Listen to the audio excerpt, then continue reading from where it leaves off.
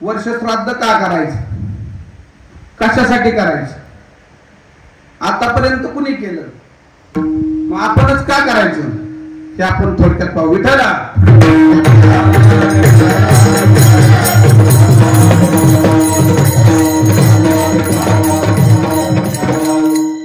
आता स्तवनाला वेळ घालत नाही, कारण वेळ भरपूर झाला, आपल्याला वेळ थोडा राहिले, म्हणून सांगतो वर्ष श्राद्ध का करायचं. या निमित्ताने मी जो अभंग घेतलाय तो पैठण निवासी असणारे आणि शांतीचा ब्रह्म ज्याला म्हटला जातो, शांती ब्रह्म एकनाथ महाराजांचा अभंग तुमच्या सेवेसाठी घेतलाय.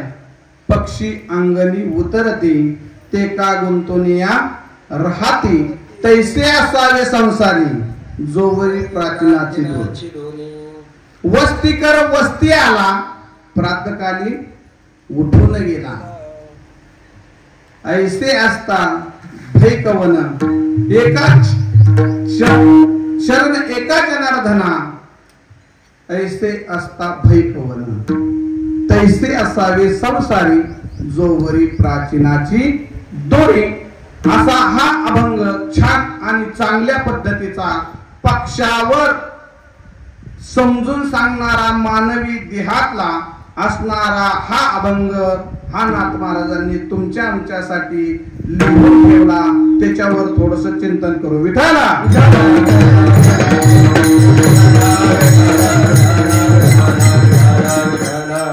जयाच्या श्री रंग केशरी शोभे, तुझा पांढरा पाहताच चित्त लोभे, तिचा हिरवा शांती देई मनाला, नमस्कार माझा त्या तिरंगी ध्वजाला, नमस्कार माझा त्या तिरंगी ध्वजाला, नमस्कार माझा त्या तिरंगी ध्वजाला.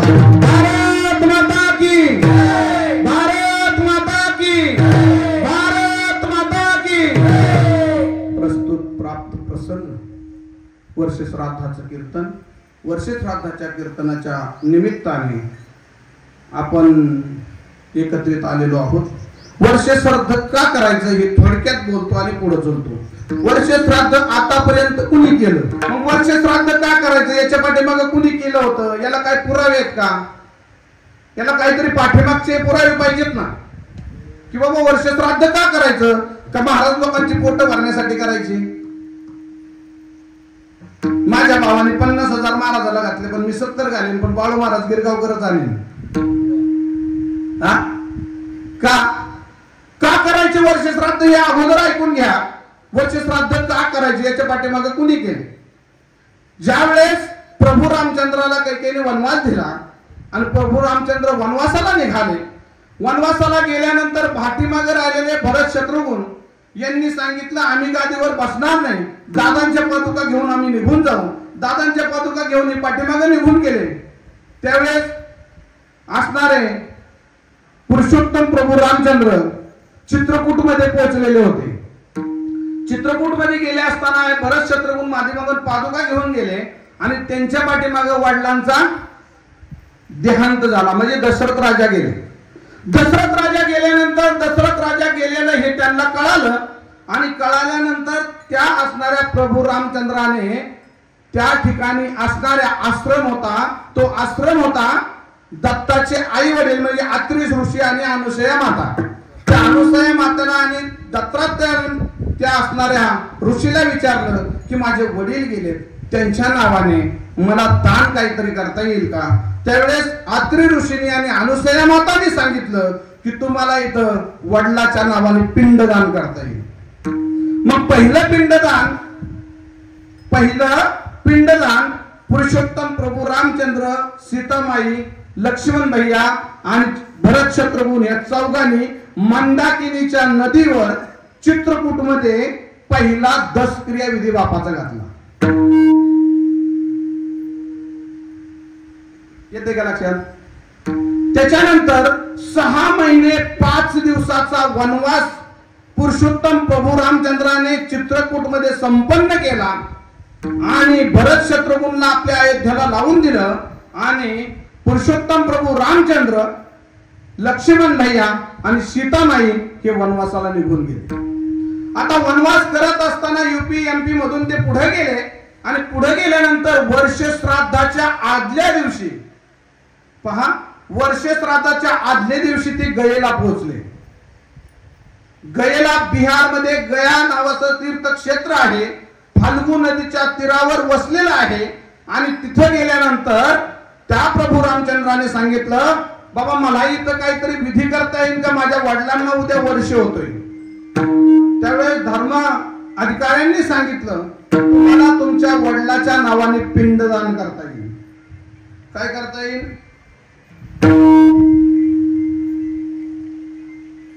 तुम्हाला वडिलाच्या नावाने पिंडदान करता येईल. आणि पिंडदान केल्यानंतर तुमच्या वडिलांना मोक्ष प्राप्त होईल. कुणी सांगितलं?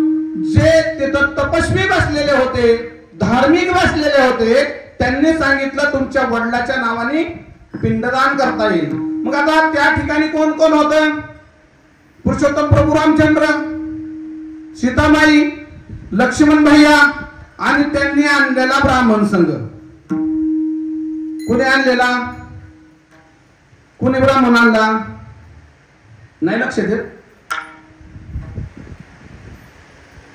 बघा आठवलं सांगा. कुणी आणला?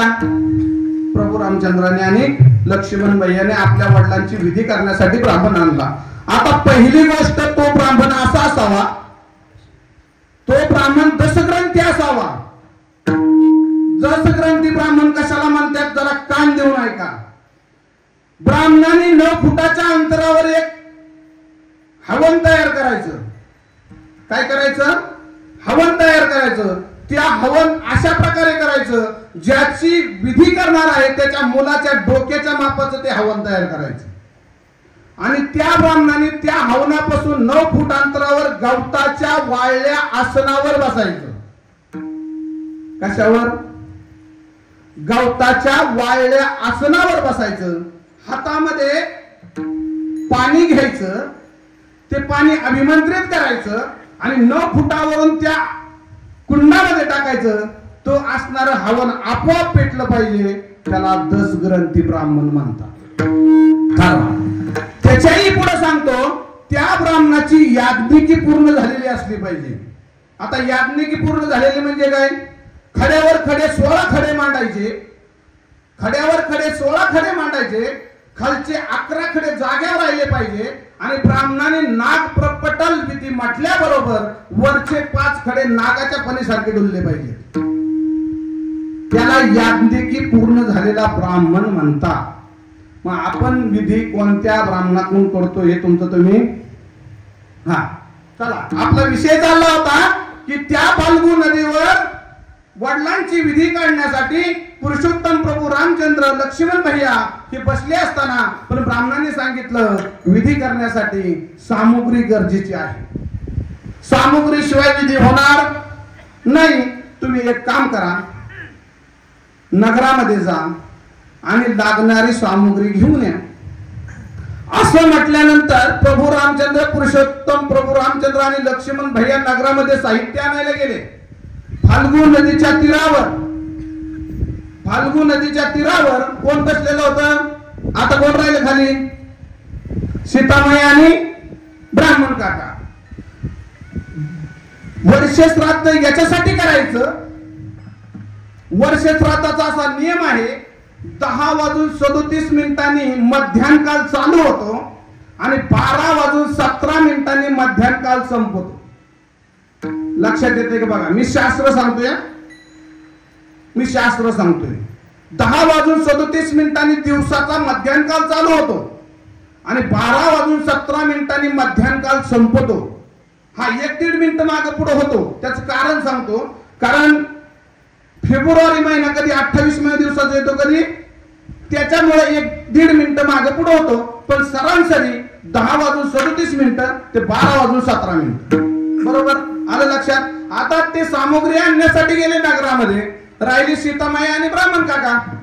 त्या फाल्गु नदीच्या तीरावर बसले असताना 12 वाजण्याच्या सुमारास त्या असणाऱ्या सीतामाईच्या सासऱ्याचं म्हणजे दशरथ राजाची छवी निर्माण झाली. छवी, त्याला आपण सावली म्हणू शकतो.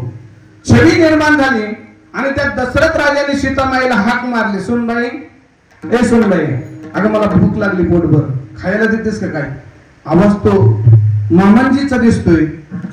क्षणात असणारी सीतामाई पाठीमागे वळून पाहते तर दशरथ राजांची छवी सीतामाईला दिसली. आणि ती छवी दिसली असताना सीतामाई म्हणली, नमस्कार केला सीतामाईने आपल्या सासऱ्यांना. म्हणले, मामाजी थोडे वेळ थांबा, माझे नाथ आणि दीर नगरामध्ये गेले सामुग्री आणण्यासाठी, ते आले की तुम्हाला खायला देतो. पण सीतामाईला त्या दशरथ राजांनी सांगितलं, ए सुनबाई, अरे मला थांबायला वेळ नाही, म्हणजे माझी वेळ संपत आली, मला लवकर जायचे, मला फार भूक लागली, मला काहीतरी खायला दे. आता ते सीतामाईने विचार केला, आता खायला तर काहीच नाही, द्यायचं काय, सामुग्री इथं काय नाही. पण सीतामाईने काय केलं, ज्या ठिकाणी बसली होती त्या ठिकाणी त्या फल्गु नदीच्या तीरावर असणारी ती बारीक वाळू होती, ती पाण्यातली बारीक वाळू काढली, त्याचे 2 गोळे केले आणि दशरथ राजाला दिले. दशरथ राजा अदृश्य झाला, निघून गेला. आता थोड्या वेळानंतर प्रभू रामचंद्र आणि लक्ष्मण भैया गठोड घेऊन, गठोड कळत असेल ना, रुसून गेले नाही का गठोड सगळे, तसं ते गठोडे घेऊन पोहोचले. आणि गठोडे घेऊन पोहोचल्यानंतर सीतामाईने सांगितलं, नाथ तुमचे वडील आले होते. आता प्रभू रामचंद्राला थोडा क्षण खरं वाटलं, पण लक्ष्मण भैया थोडासा रागीट असल्यामुळं मला, वहिनी कसं शक्य आहे, माझे वडील आले ना आम्हाला न भेटता निघून गेले, होऊ शकत नाही. म्हणजे आले होते, मी खोटं बोलत नाही. म्हणजे याला पुरावा काय? आता पुरावा काय म्हटल्यानंतर सीतामाईची अक्कल गेली. पण सीतामाईच्या पुढे बसलेले त्या फाल्गु नदीला विचारलं, हे गंगे माय, तुझ्याच पात्रातले मी 2 वाळूचे गोळे दिले, तूच सांग की दशरथ राजा आले होते का नाही. त्यावेळेस त्या फाल्गु नदीने एक उत्तर दिलं, मी माझ्या वाहण्यात मग्न होते, मी आलेले पाहिले, मी आलेले. आता सीतामाईचा विचार मात्र ठक्क झाला. इकडे तिकडे पाहताना तिला एक पांढरी गाय चरत दिसली. त्या गायीला विचारलं, म्हणले, हे गोमाता, तुला दिसत होतं, तू पाहिलंय की दशरथ राजांना 2 वाळूचे गोळे दिले, तू तरी सांग. त्या गायीने उत्तर दिलं, मी माझ्या खाण्यात मग्न होते, मी दशरथ राजा आलेले पाहिले. आता शेजारी तुळस होती, तुळशीला विचारलं, म्हणजे अगं तू तरी पाहिलंस, तू तरी सांग, तू तरी माझी इज्जत राख, कमीत कमी तू तरी सांग की दशरथ राजा आले होते, मी वाळूचे गोळे दिल्या. ती म्हणली, मी माझ्या हवेमध्ये मग्न होते, मला माहित नाही. तिनेही सांगितलं, मला माहित नाही. शेवट शेजारी कोण बसलं? ब्राह्मण काका शेजारी बसलेला होता. आणि ब्राह्मण काकाला विचारलं की तुम्ही पाहिलंय, तुम्हाला बोलता येतंय, तुम्ही ज्ञानी आहात, तुम्हाला सगळं कळतंय, तुम्ही तरी सांगा की या वाळूचे गोळे मी या पात्रातले माझ्या सासऱ्याला दिले आणि सासरा निघून गेला. तो म्हणला, मी वेदाच्या रुची वाचण्यात मग्न होतो, मी पाहिलं नाही. आता सीतामाईचे हात टेकले, परंतु तिच्या लक्षात आलं की शेजारी एक मोठं वडाचं झाड आहे आणि त्या वडाच्या झाडाला सीतामाईने विचारलं की बाबा माझे सासरे आले होते, मी वाळूचे 2 गोळे त्यांना दिले, आता तू तरी सांग की कमीत कमी. आणि मग त्या वडाने साक्ष दिली, वडाने साक्ष दिली की बाबा दशरथ राजे आले होते, त्यांनी खायला मागितलं आणि सीतामाईने त्यांना वाळूचे गोळे दिले. आता मात्र सीतामाईच्या पायाखालची वाळू, कोण कोण खोटं बोललो होतं, कोण कोण? त्या फाल्गु नदीला विचारलं, तू पाहिलं होतं, तुझ्या पात्रामधले, तुझ्या शरीरामधले 2 गोळे मी दिले, पण तू सांगितलं नाही, म्हणून तू वासील म्हणले, अखंड वासील, पण वरून नाही वाहणार, तू खालून वासील. आजही तुम्ही तिथं जा, वाळू उकारल्यानंतर पाणी निघतं, वर नाही. आता त्यांनी नवीन प्रोग्राम केला. आता गेल्या वर्षी मी गेलो होतो, तिथं त्यांनी बोरवेल बसवला एक खालून पाणी वर आणण्यासाठी. पण तिथं 2 किलोमीटर मध्ये ते असणाऱ्या वाळूच्या खालून ती फाल्गु नदी वाहते. हा सीतामाईचा शाप. त्याच्यानंतर त्या तुळशीमाईला विचारणार, तू पाहिलं होतं, तू शेजारी होतीस, तू तरी कमीत कमी साक्ष दे. तिने सांगितलं, मी वेदाच्या रोच्या वाचण्यात मग्न होते, मी पाहिलं नाही. त्यावेळेस त्या तुळशीला सुद्धा सीतामाईने एक शाप दिलाय की तू 2 किलोमीटर कधीच उगावणार नाही. त्यातून जाऊन बघा गईला, त्या तीर्थक्षेत्रामध्ये तुम्हाला एक सोळ तुळस दिसणार, आणून लावले तरी 2 दिवसात चालणार. शास्त्र आहे हे, मी सांगत नाही, तुम्ही कधीतरी जाऊन बघा. त्याच्यानंतर त्या गायीला विचारलं होतं, गायीने सांगितलं होतं मी चरण्यात नेत नाही, मी पाहिलं नाही. गायीला तिथं शाप दिला, तू पवित्र असते ना खंड, पण तोंडाकून नाही शेपेकून. तू तोंडाकून अभक्ष भक्षण करशील, पण शेपेकून तुझं दर्शन घेशील. म्हणजे आजही दर्शन घेताना आपण तोंडाकून घेतो. अरे हा म्हणा, नाही तर नाहीतरी म्हणा. कुठून घेतो? ते सीतामाईचा शाप आहे आणि ब्राह्मण काकाला शेवटचा शाप आहे बघा. हे कोणी सांगत नाही, महाराज लोक लपून ठेवतात, ब्राह्मणाला भेटतात लोक महाराज. पण मी सांगतो, ब्राह्मण काकाला त्यावेळेस सीतामाईने शाप दिला, तू आयुष्यात कधीच संतुष्ट होणार नाही. भरपूर कमावशील, सगळं करशील, पण जीवनामध्ये संतुष्ट होणार नाही. ब्राह्मणाला म्हणलं तुम्ही 1,500 घ्या, ते म्हणतो नाही परवडत, अजून पाहिजे. तेवढं दिलं तरी ते म्हणणार दक्षिणा टाका वरून. दक्षिणा टाकली तर दुसरं पाय पडायला म्हणणार दक्षिणा ठेवायचं, ते संतुष्ट नाही. म्हणून वर्ष श्राद्ध शास्त्राप्रमाणे झालं पाहिजे, आपल्या मनाने नाही. विठ्ठल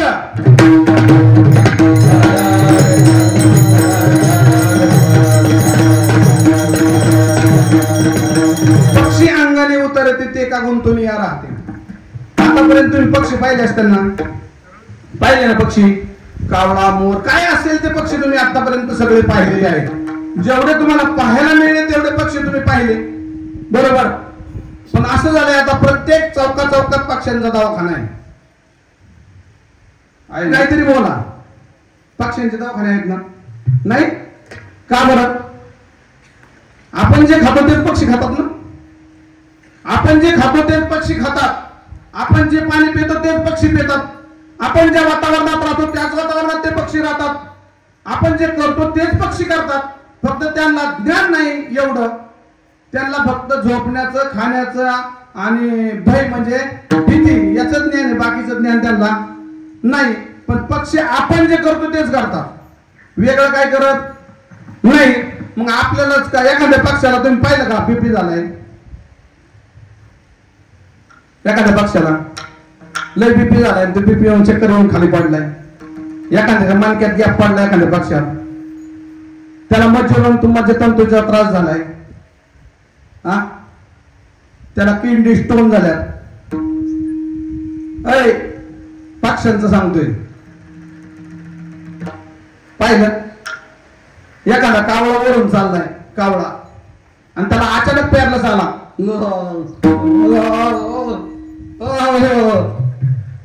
असा एखादा पक्षी पाहिला.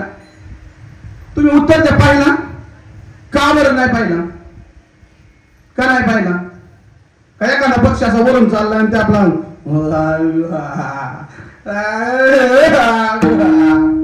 असं एखादा पाहिलंय? मग हे सगळे आजार माणसातच का? त्याचा विचार केला कधी? का करत नाही विचार तुम्ही? थोडासा विचार केला पाहिजे. आता तरी होय मुढा, होय मुढा, होय मुढा, संसार सोड पाण्याचा मुढा, संसार सोड पाण्याचा मुढा, संसार सोड पाण्याचा मुढा, संसार सोड पाण्याचा मुढा. आता तरी सावध होय मुढा, होय मुढा, होय मुढा, संसार सोड पाण्याचा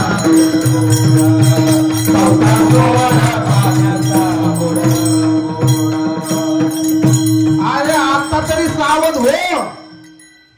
कधी? अरे एवढं चाललंय ना, लोक म्हणतात गुडघे गेले, पाय गेले, मनका गेला, आमक गेलं, डोळे गेले, तमक गेलं. एखाद्या पक्षाने चष्मा लावलेला पाहिलाय का? पाहिलं कोणी? का बरं? का? आता मी घरून निघालो, पारगावच्या अलीकडल्या कोपऱ्यावर विकासाबाच्या त्या बांगल्यापाशी एक गोणी पडलेली होती 10 किलोची. बासामध्ये तांदूळ होता, वास लय छान येत होता. त्यातून थोडेसे बाहेर पडलेले होते, पक्षी खात होते, उडून जात होते. मी आलो, त्या गोलीकडे पाहिलं, काय केलं असं, खायापुरते आणले असते आखी गाडीत टाकली असं. नाही बोल खरं बोला, काय केलं असं, आखी टाकली असेल ना. पण तसं नाही झालं. चिमणी आली, चिमणीने थोडस खाल्लं आणि जाताना दाखवली गोणी उचलून नेली. का तुम्ही लहान असताना एवढीशी चिमणी होती, केवढीशी, एवढीशी, आता 50 किलोची झाली. आमच्यासारखे मागून पुढून फुगली अशी एखादी. का त्याचं कारण सांगतो की पक्षाच्या जीवनामध्ये अपेक्षा नाही. त्यांना खायला मिळेल ना तिथं खाणार आणि उडून जाणार. अरे पक्षी अंगणी उतरती, ते का गुंतून राहती, ते गुंतून राहत नाहीत. पोटाचा प्रश्न सुटला की निघून जातात. आपण मात्र तसं करीत नाही. आपण 2 वर्ष नाही 4 वर्ष पुरण माय, पोराला पुरण माय, नाताला पुरण माय, आमक्याला पुरण माय, तमक्याला पुरण माय चालत. हे आपण साठ होतो ना, म्हणून आपल्या मनक्यात घ्या, म्हणून आपल्या किडनी स्टोन, म्हणून आपलं शरीर चांगलं, म्हणून आपल्याला पॅरलेस, सगळे आजार आपल्यालाच आणि आपल्याला दवाखाना जास्त. मग पक्षासारखं निस्वार्थपणे जेवढं मिळेल ना, उद्याचं उद्या बघू, आज जेवढं मिळेल ते खरं, जीवनामध्ये जे आहे ना ते खरं. पण आपण तसं करीत नाही. आपला अभिमानच कधी सुटला नाही. मत कर तू अभिमान रे बंदे, होते तेरे शान रे, मत कर तू अभिमान. तेरे जैसे लाखों आए, लाखों इस माटी ने खाए, रहा न जा अभिमान रे बंदे, झूठी तेरी शान रे, मत कर तू अभिमान. कशासाठी अभिमान करतोय आपण, कशासाठी करतोय, त्याच्याही पुढे तुम्हाला सांगतोय का. मला एक सांगा, तुमच्या दारामोरल्या झाडावर एखाद्या पक्षाने घरटं केलंय, त्या घरट्यामध्ये 2 अंडी घातल्या, 21 दिवसानंतर ते अंडे उगवले आणि त्याच्यातली पिल्ल निर्माण झाली आणि ती पिल्ल उडायला लागली, म्हणजे मोठ्यांनी झाली. आणि मोठ्यांनी झाली की ती त्या घरासाठी भांडणं करतात. थोरल्याला देतो का धाकट्याला देतो, थोरल्याला देतो का धाकट्याला देतो, करतात ना पक्षी. नाही मग आपलंच का थोरल्याने एवढं घेतलं आणि धाकट्याला मोटर चालू करून देत नाही, थोरला बांधाव येऊन देत नाही का. म्हणून कसं राहायचंय, अभंगाचं पहिलं चरण. पक्षी अंगणी उतरली,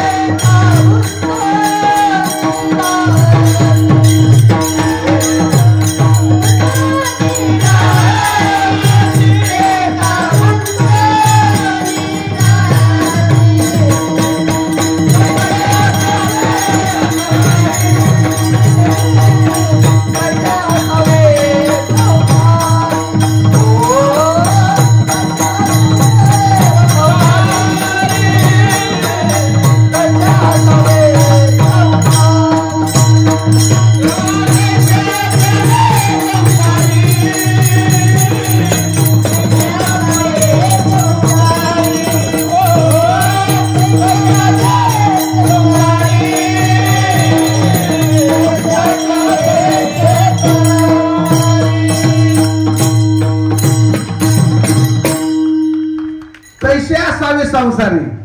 अजून एक पक्षाचं उदाहरण लक्षात आलं म्हणून सांगतो. गरुड जी गरुडीन असते ना, गरुडीन ज्यावेळेस वयात येते त्यांना लग्नाच्या, त्यावेळेस ती गरुडीन आपल्या चोचीतून विशिष्ट असा आवाज काढते आणि आवाज काढल्यानंतर 4-5 गरुड लग्न करण्यासाठी एकत्र येतात आणि एकत्र आल्यानंतर ती जी गरुडीन असते ना, ती त्या गरुडाची परीक्षा घेते. आता काय परीक्षा घेते ती पेना एवढी काडी आपल्या चोचीत घेते. किती? पेना एवढ्या जाडीची काडी गरुडीन आपल्या चोचीत घेते. 11,000 12,000 फूट वर जाते. कोण? गरुडीन 11,000 12,000 फूट वर जाते. आणि वर गेल्यानंतर ते स्पर्धा करणारे 4-5 गरुड असतात लग्न करण्यासाठी ते आलेले, त्यांच्या समोर ती काडी वरून 11,000 फुटावरून सोडून देते. आता जोपर्यंत ती काडी दिसेल तोपर्यंत त्या गरुडांनी हालचाल करायची नाही. आणि काडी दिसायची बंद झाली की सुसाट वेगाने त्या गरुडांनी निघायचं आणि ती काडी घ्यायची आणि गरुडींनी जवळ आणून द्यायची. असं दिवसात किती वेळा केलं जातं? असं दिवसात 3 वेळा केलं जातं. आणि या 3 वेळामध्ये जो पास होईल त्याच्या संग गरुड लग्न करते. ती गरुडी त्या गरुडाला पास करते.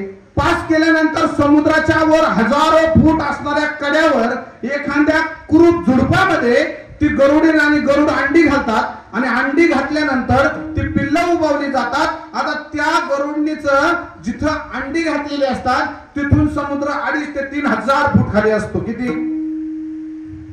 कमीत कमी 2,000च्या वरच 2,500 ते 3,000 फूट ते समुद्र खाली असतो. पिल्ल 5 दिवसाची झाल्यानंतर, ऐका, पिल्ल 5 दिवसाची झाल्यानंतर ती गरुडी एका पिल्लाला उचलते आणि खाली टाकून देते. कोण? गरुडी. आणि ते पिल्लू इतकं आक्रांत करते, त्याला केस बिस फुटलेले नसतात, ते दिसते असं ते मांसाचे तुकडे असे हलवीत असतं. आता मी मरणार, पाण्यात पडणार, मला कुणीतरी खाणार, इतक्या आकांताने ते खाली चिवचिव करीत पडत असतं. पण तो गरुड पाण्यामध्ये पडायच्या अगोदर त्या पिल्लाला उचलतो आणि त्या कोठ्यात नेऊन ठेवतो. असं ती गरुडीन किती वेळा करते माहिती का? दिवसात 10 ते 12 वेळा. का करीत असेल वरती? काय करीत असेल? कारण त्या गरुडनीला माहिती असतं की माझ्या मुलांच्या पंखामध्ये एवढी ताकद निर्माण झाली पाहिजे की याला कुणी मारायला आला तरी हसा पडला नाही पाहिजे. ती गरुडीन त्या मुलांमध्ये एवढी ताकद निर्माण करते, तशी ताकद निर्माण करा. आता एक नवीन फॅड झाली, बाळ रडायला लागलं ना, बाळ बाळ बाळ झालं तर तुम्हाला सगळ्यांना बाळ रडायला लागलं की आता आईने बाळाला थांबवण्यासाठी नवीन युक्ती काढली, विज्ञान युक्ती. काय करते? मोबाईल. मला नाही माहिती, तुम्हीच सांगता तुमच्या तोंडाने, मला माहित नाही. आई मोबाईल देते, मोबाईल. आणि ते कार्ट एवढं नालायक असतं, 3 वर्षाचं कार्ट, ते मोबाईल पाहिले गप बसते. आणि आई परत काय वर तोंड करून म्हणते माहिती का? अहो ते ऐकतच नाही हो. अरे 40 वर्षाचा तो आकाळला, 40 वर्षाचा तो बोलण्याच्या बाहेर नाही आणि 3 वर्षातून ऐकत नाही. कधीतरी समजून घ्या, कधीतरी समजून घ्या. तैसे असावे संसारी. जोवर आपण आहोत ना तोपर्यंत त्या संसारामध्ये एवढा आनंदाने राहायचंय ना, एवढ्या आनंदाने राहायचंय ना की समाजामध्ये आपलं कुठेतरी झेंडा लागला पाहिजे. अरे मरताने असं मेलं पाहिजे, मरताने असं मेलं पाहिजे. जर रस्त्याने चालले तर चौघ 4-5 जण आपल्या संग चालले पाहिजेत. ज्या दिवशी बसताना त्या ठिकाणी 4-5 जण आपल्या जवळ येऊन बसले पाहिजेत. आणि ज्या दिवशी मरताना त्या दिवशी 5-6 लोक आपल्या संग आले पाहिजेत. असले का बरं? तसं नव्हतं सांगायचं मला. ज्या दिवशी मरताना त्या दिवशी चौघाच्या डोळ्यावर तुमच्याविषयी 2 टिपके पाण्याचे निघले पाहिजे. बस जीवन सफल झालं. उत्तमाचे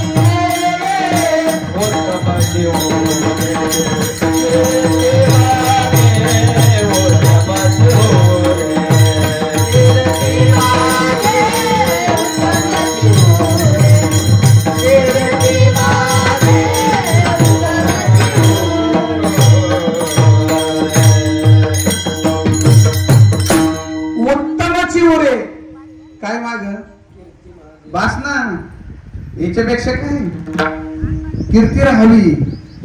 नाही छत्रपती शिवाजी महाराज होता येणार, नाही संत होता येणार, अरे चांगला माणूस तर होता येईल.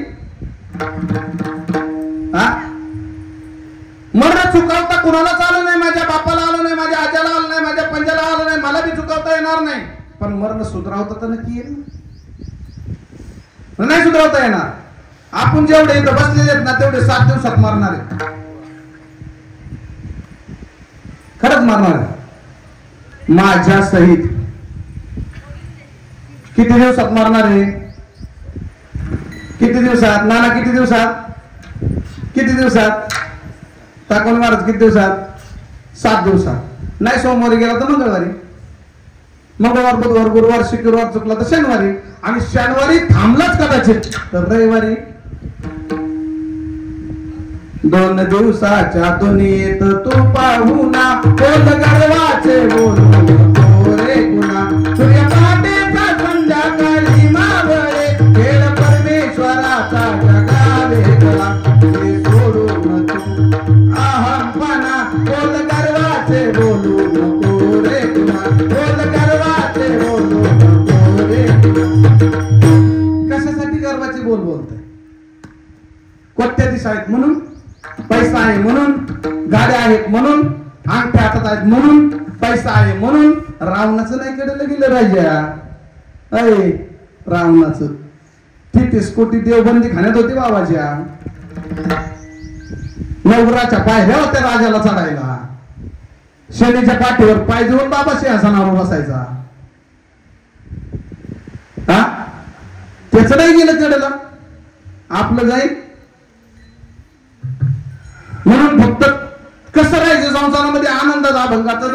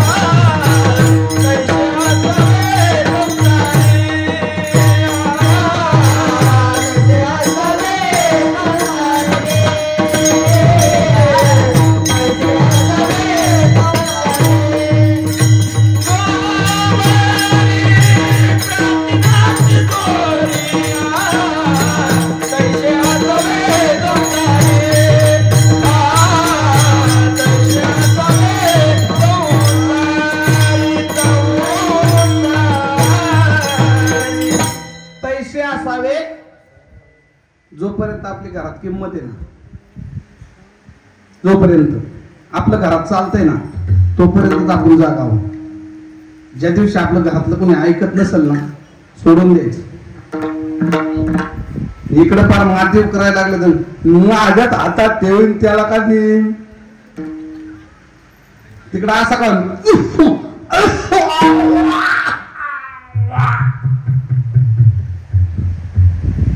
मग देणार का पोरांच्या? आपली चप्पल पोरांना यायला लागली ना, देऊन टाका त्याचं त्याला. कशाला बघता त्याची वाट बघू नका. आणि मग हे जर नाही कळालं ना शेवट, हे जरी नाही कळलं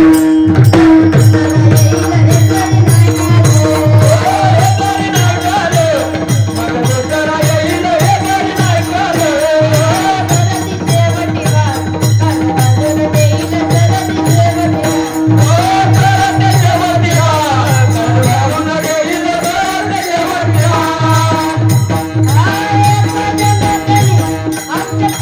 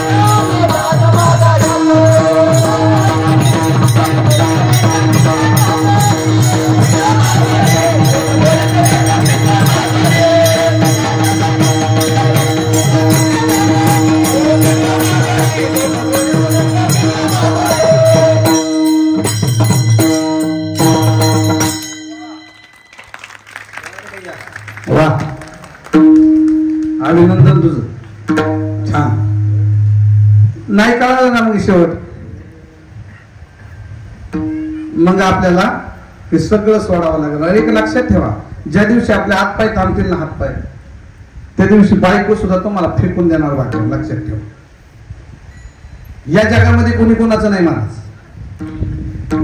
मी पाहिले माझ्या मुलाच्या किडण्या गेल्या ना, त्यावेळेस बहिणींनी सुद्धा फोन बंद केले होते, मेवणींनी सुद्धा बंद केले होते. जाऊ द्या, ते तर लांब दिले होते, पण सख्या भावाने सुद्धा भेटायचं बंद केलं होतं महाराज. सत्य घटना पाहिलेली, मी जीवनात अनुभव दिली. म्हणून तुम्हाला हात जोडून सांगतो, कोणावर विश्वास ठेवू नका. कर्तव्य करा, कर्तव्य चुकू नका, कर्तव्य चांगल्या पद्धतीने करा. पण एक लक्षात ठेवा, ज्या दिवशी आपली शरीराचे पार्ट निकामी होतील ना, त्या दिवशी जवळचा सुद्धा तुम्हाला जवळ येणार नाही. सांगू तुम्हाला, सांगू, नागरगावची एक जोडपं होतं आमचं, फार प्रेम करत होतं, फार प्रेम होतं दोघं नवरा बायकोचं, एका ताटात जेवायचे. मला काहीतरी आश्चर्य वाटत, अरे एवढं प्रेम तुमचं. आणि एक दिवस कोरोनाचा काळ आला आणि शिरूरला गेले RT-PCR करायला. नवरा पॉझिटिव्ह आला, बायको 30 किलो पाय आले, पण नवऱ्याच्या गाडी बसली. उदाहरण नाही तुम्हाला, ही सगळी अनुभवाची उदाहरणं बोलतोय. जर आपल्या संघ एका ताटात जेवणारी जर पाय जात असेल, तर तुमच्या संघ कोणी येईल काय? बघा, मरून येत असले तर. देहगृहाची कामे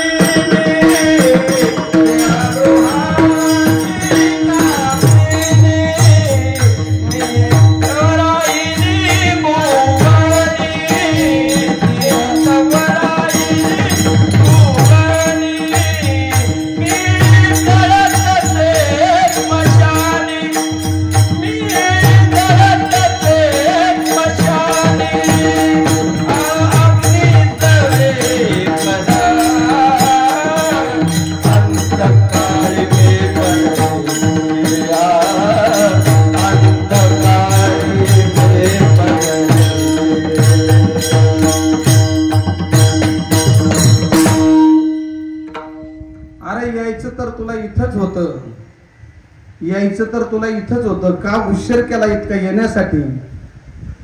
काय मिळलं आपल्या लोकांकडून? त्यांनी जाळलं तुला जाता जाता. आपल्याच लोक आपल्याला जाळतात महाराज. का असं कोणी झाले? लय कोट्याची सध्या बंगला बांधला एकुलत्या एक पोरासाठी, त्यांनी आपल्या आंघोळ 3ऱ्या मजल्यावर घातली घरात. मला एक पोपट भाई अजून कळलं नाही. मला कोणी सापडलं तर सांगा. काय झालं माहिती का? माणूस घरातला गेला ना, कोणी असो, तर त्याचे कपडे, त्याचे झोपण्याचे कपडे वगैरे सगळे नेऊन कुठतरी जाळतात, नाही फेकून देतात, नाहीतर नदीत अर्पण करतात.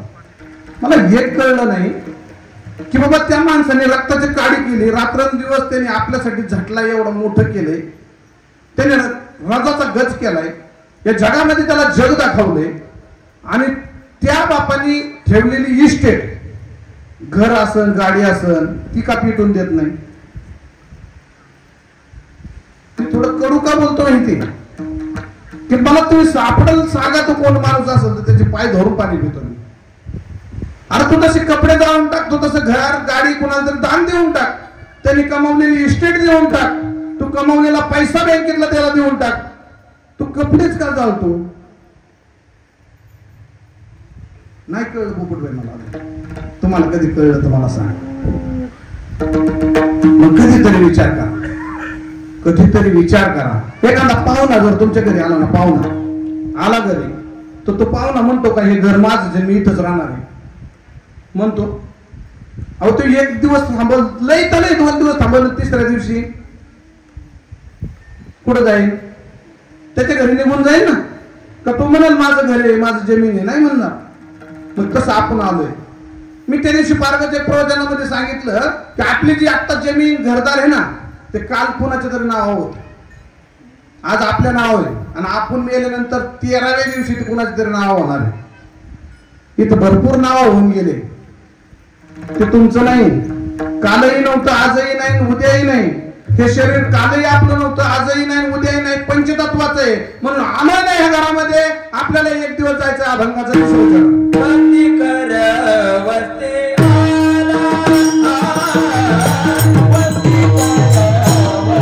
आला,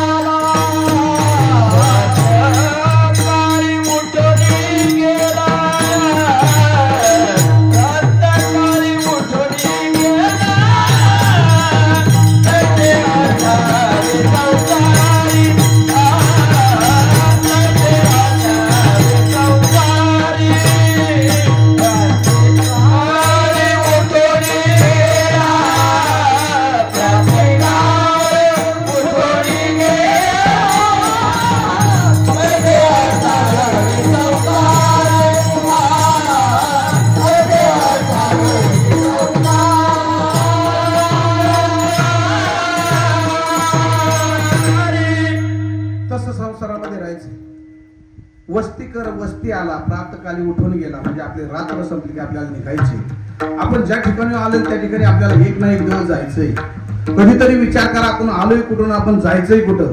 आता मी येताना नागरगाववरून आलोय आणि कीर्तन संपल्यानंतर मी इकडे नागरगाव शोधित किती वर्ष गेल्या मला नागरगाव सापडेल. बोला किती वर्ष सापडलं. पोपटबाई पारगावून आल्या तिथे जाताना पोपटबाईंनी ठरवलं मला इकडं पारगाव आहे, इकडं जायचं. किती दिवसात बहिणीला पारगाव भेटेल. आबा किती दिवसात भेटेल. आयुष्य गेलं तरी पारगाव भेटणार नाही. म्हणून लक्षात घ्या आपण आलोय कुठून, आपल्याला जायचंय कुठं याचा विचार करा. हे उसनं घेतलेलं आहे 3.5 हाताचं, हे द्यायचंय ज्याचं त्याला पंचतत्वामध्ये विलीन करायचंय. ते हा पाचाचा उष्ण आणलेला आहे ते त्याच्या त्याला देऊन टाकायचं. आज महाशिवरात्रीचा पर्व आहे आणि या पर्वावर बाबांचं वर्ष श्राद्ध आलं. किती भाग्य आहे. वर्ष श्राद्ध शिवरात्रीच्या दिवशी यावं. जो पांडुरंगाचा पहिला भक्त, पहिला वारकरी पांडुरंगाचा जो असेल ना तो शिवबाबा आहे. कोण आहे. त्याला अनेक नाव आहे. त्याला निळकंठ म्हणतात. का निळकंठ म्हणतात. का निळकंठ म्हणतात म्हणते कंठामध्ये त्याच्या विष आहे. का कारण त्याने विष प्राशन केलं होतं आणि त्याचा निळा कंठ झाला म्हणून त्याला निळकंठ म्हणतात. आता आपलं विष ओठावर आहे का पोटावर आहे. आपण शेजाऱ्याचं घर बांधलं ना, माझं नाही तुला पोटात अजून, पण शेजाऱ्याने 25 लाखाचा बंगला बांधला आपल्या पोटात दुखत. आणि सोनबाईचा राग वाटावा असतो. म्हणून आज त्या बाबाची पर्व काळावर असणाऱ्या बाबांचं, असणाऱ्या श्रीहरींचं म्हणजे नानांचं आज वर्ष श्राद्ध. किती भाग्य आहे, किती भाग्य आहे, किती भाग्य आहे मला सांगा ना. त्या दिवशी एक गोष्ट सांगतो तुम्हाला. मी जे लग्न केलं ना आता 23 तारखेला मुलीचं, मला मुलगी नव्हती. मी भावाची दत्तक 3 महिन्याची असताना घेतली होती. किती महिन्याची. आणि पहिली मुलगी भावाने मला दत्तक दिली होती. आम्ही नवरा बायकोनी बोळ्याने दूध पाजून त्या पोरीला जगवली. आता तिचं काल लग्न करून दिलं. त्या लग्नामध्ये नाना आता तिचे बरेच लोक तिथे आले होते. त्या लग्नामध्ये तुम्हाला अगोदरही सांगितलं डीजेचा वापर कुठे केला नाही. संस्कृत साध्या पद्धतीने 16 संस्कारापैकी एक 16 संस्कार 14वा संस्कार लग्न विवाह 16 त्या पद्धतीने 16 केला.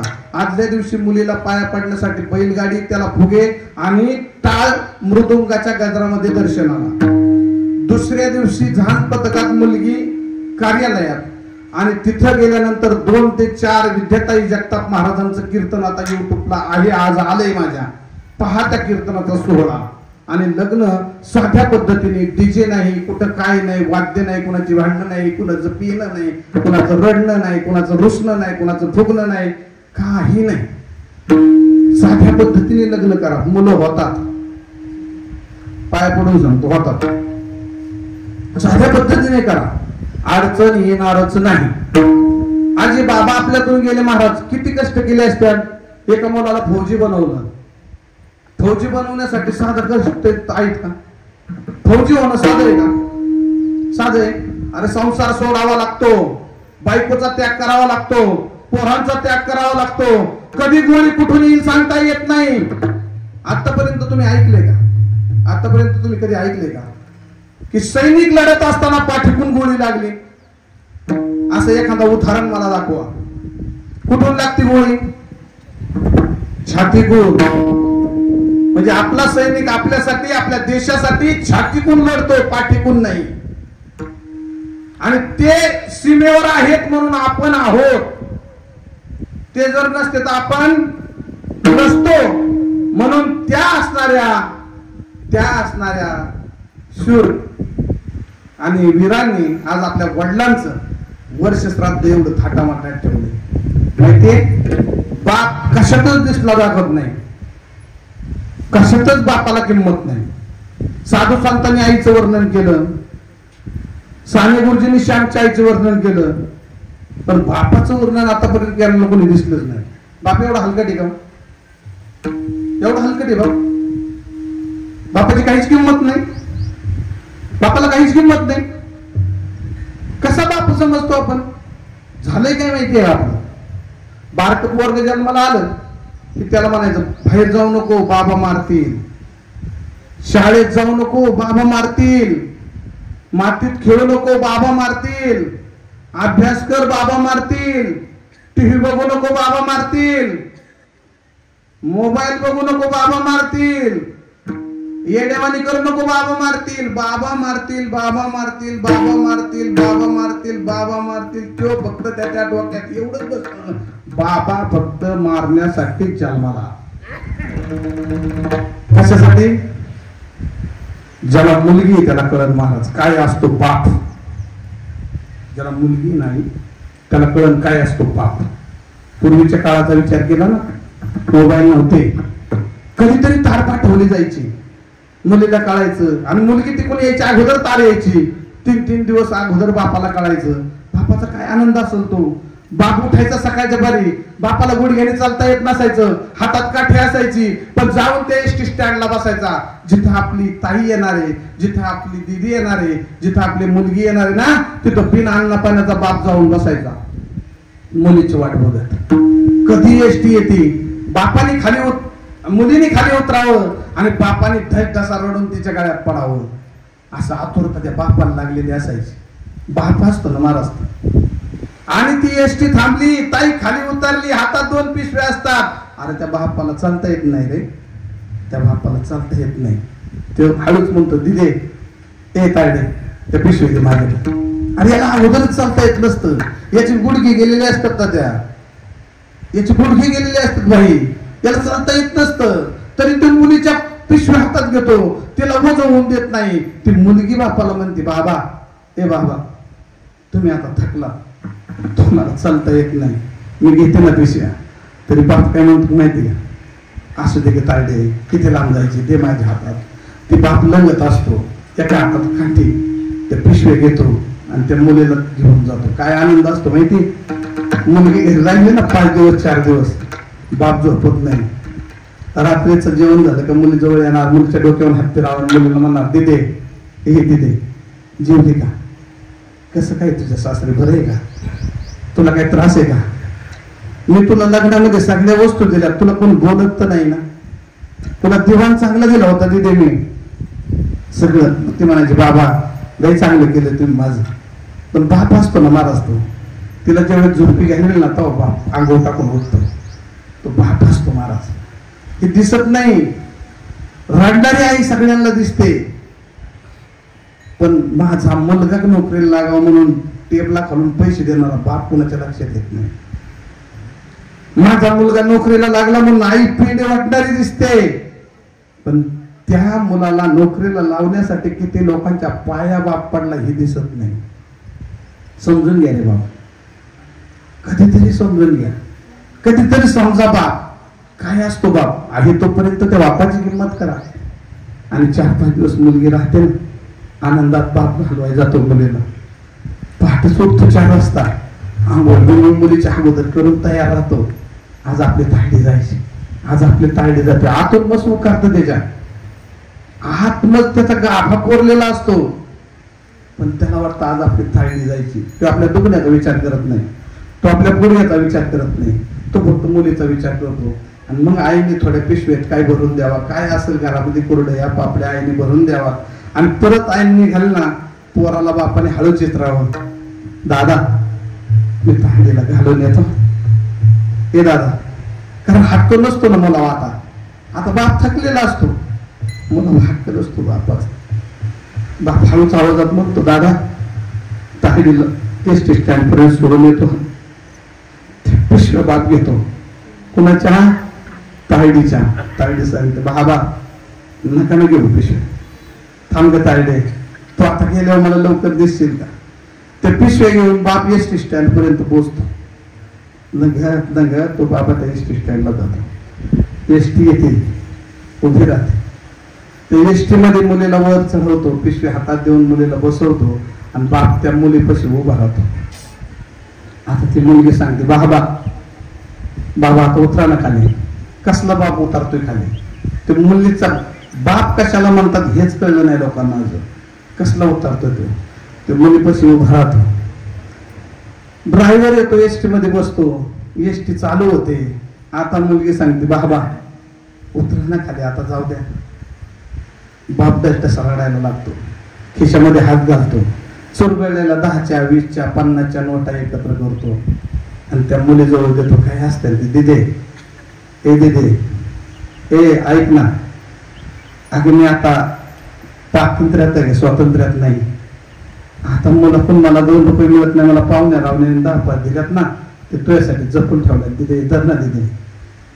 ते मुलीजवळ देतो, धड दसून बाप रोडतो आणि एका मेरला टवटाळून ते मुलगी आणि बाप रोडतो त्या एसटी मध्ये. ज्यावेळेस समाज शेजारच्या बसलेले लोक आहेत ना, त्यांच्या डोळ्यावर टपा टपा टपा पाणी पडत असतं मुलीचं आणि बापाचं प्रेम पाहिल्यानंतर. त्याचा चालवणाऱ्या एसटीचा ड्रायव्हर सुद्धा रडतो आणि तो ड्रायव्हर म्हणतो बाबा, डोळ्यावर पाणी आलेलं असतं, खाली धारा लागलेल्या असतात. शेजारचं त्याला विचारतो, ड्रायव्हर साहेब ते मायलेकर रडतात, तू का रडतोस? त्यावेळेस तो ड्रायव्हरचं दिलेलं उत्तर फार छान आहे, घरी घेऊन जा.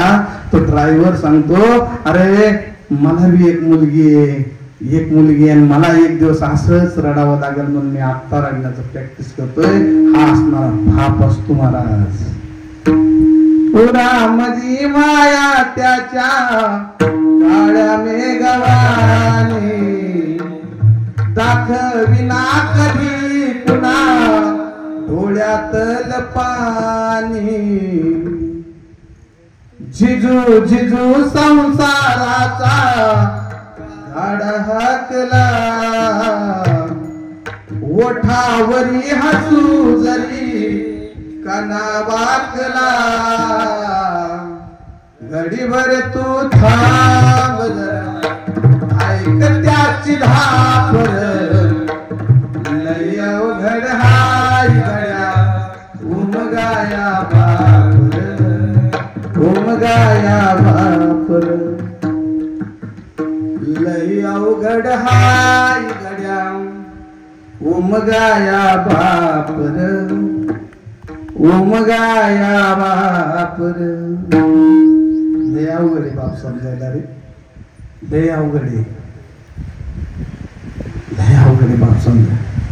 बाप कष्टाचा गावाडी शेतमाळ्यात राबूया, बाप कष्टाचा गावाडी शेतमाळ्यात राबूया.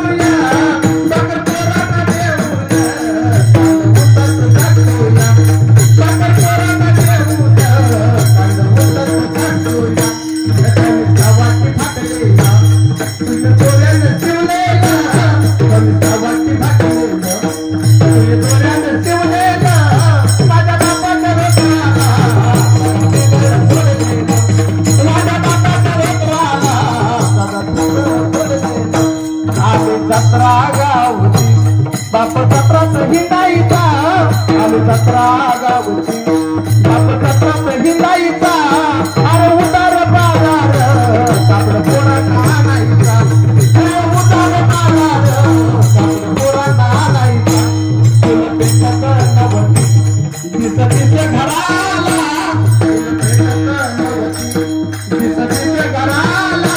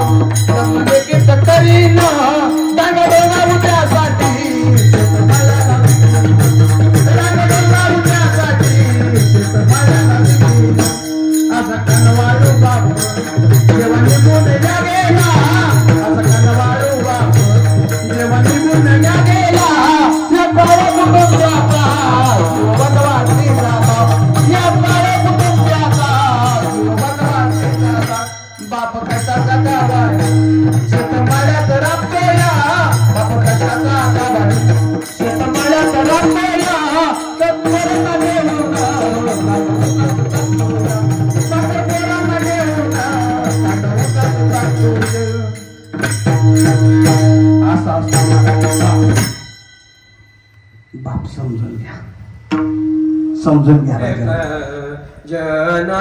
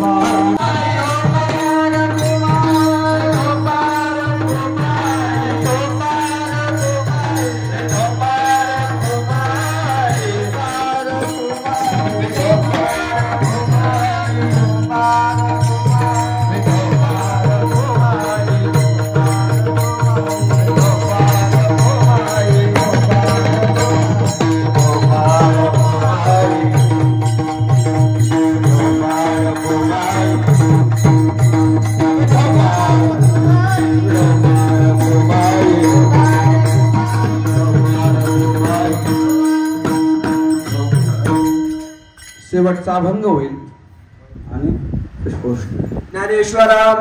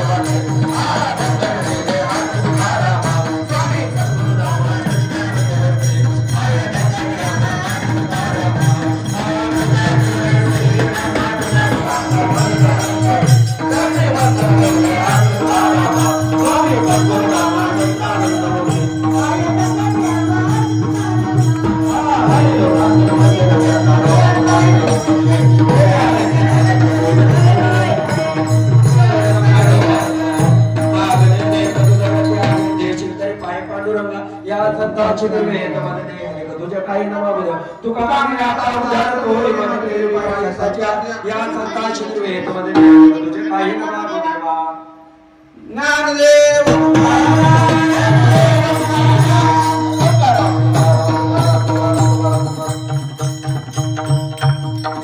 या कीर्तनासाठी ज्यांनी पखवाज वाजवला असे आमचे गुरुवर